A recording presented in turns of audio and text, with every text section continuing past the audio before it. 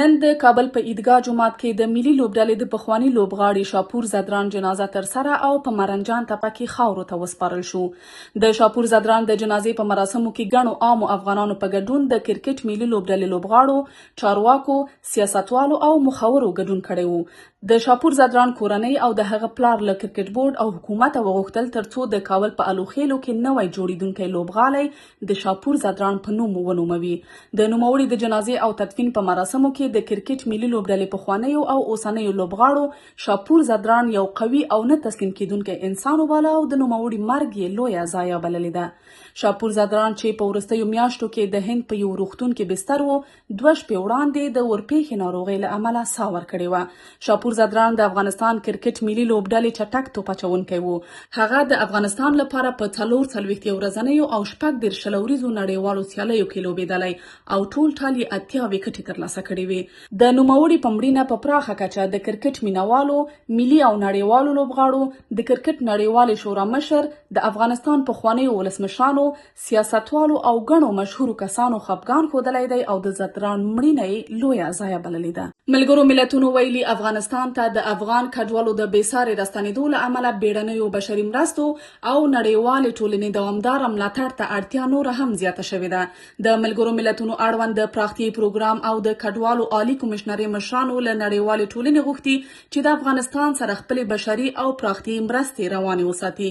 دغه سازمان ویلي چې د 2023 کال له پیل راهیسې له 6 میلیونه څخه ډیر افغانان خپل هیواد ته راستانه شوي او یوازې د روان میلادي کال له پیل څخه تر اوسه څه باندې 900,000 کسان بیرته افغانستان ته ستانه شوي دي چې دغه افغانان بشري مرستو او لاسنیوي ته اړتیا لري. پروان ولایت کې د جبل سراج د سمټو دویمې کارخونې د جوړولو چارې پیل شوې.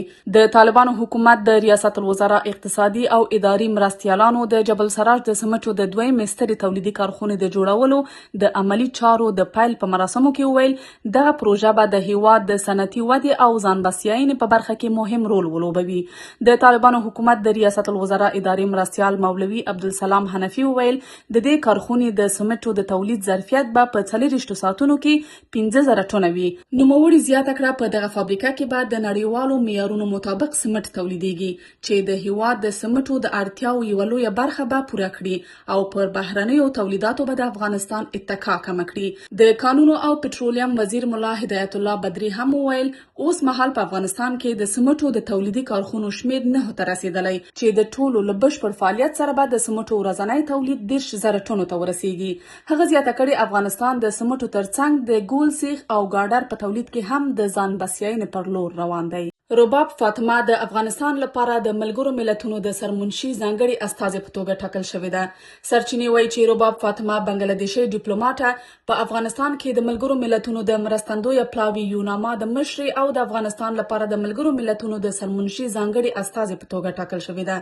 د سرچینې د معلوماتو له مخې رباب فاطمه تر دې وړاندې د ملګرو ملتونو په بیلابیلو ادارو کې دندې ترسره کړې دي چې د یونیسف د اجرایوي ریاست دنده هم پکې شامله ده.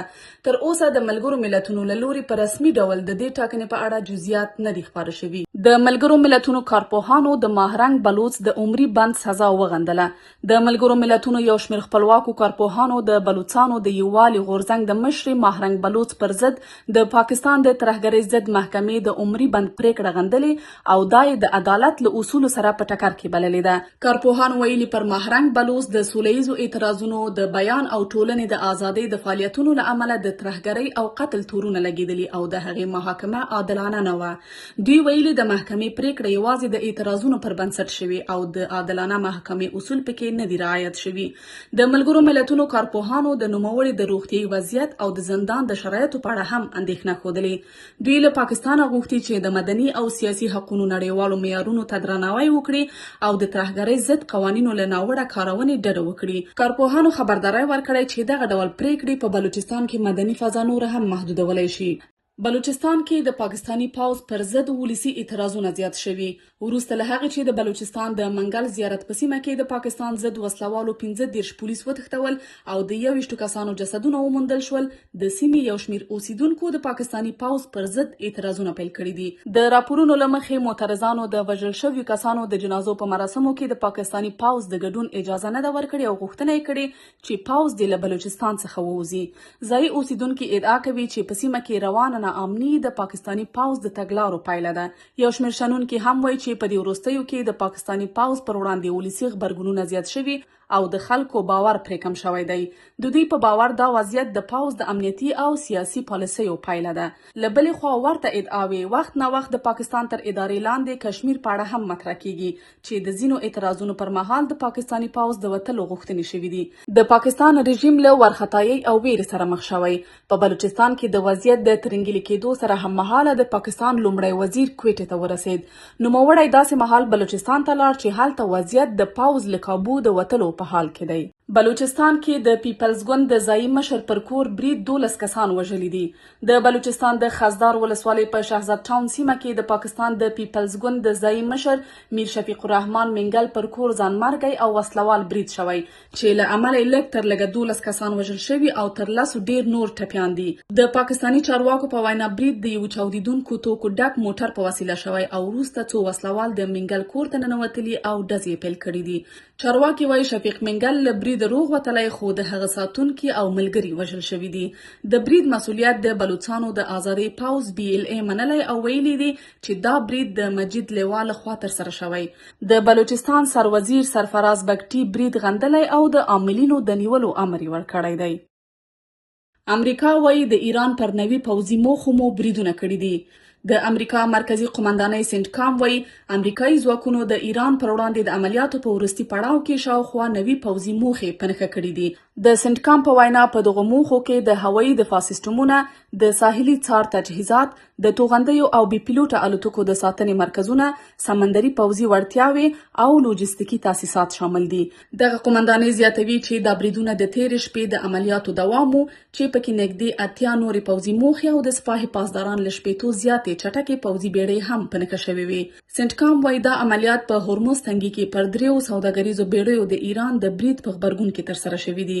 بل لور ته د امریکا ولسمشر ډونالډ ټرمپ هم ویلي که ایران بیا برید وکړي واشنګټن به یې 20 چنده سخت ځواب ورکړي.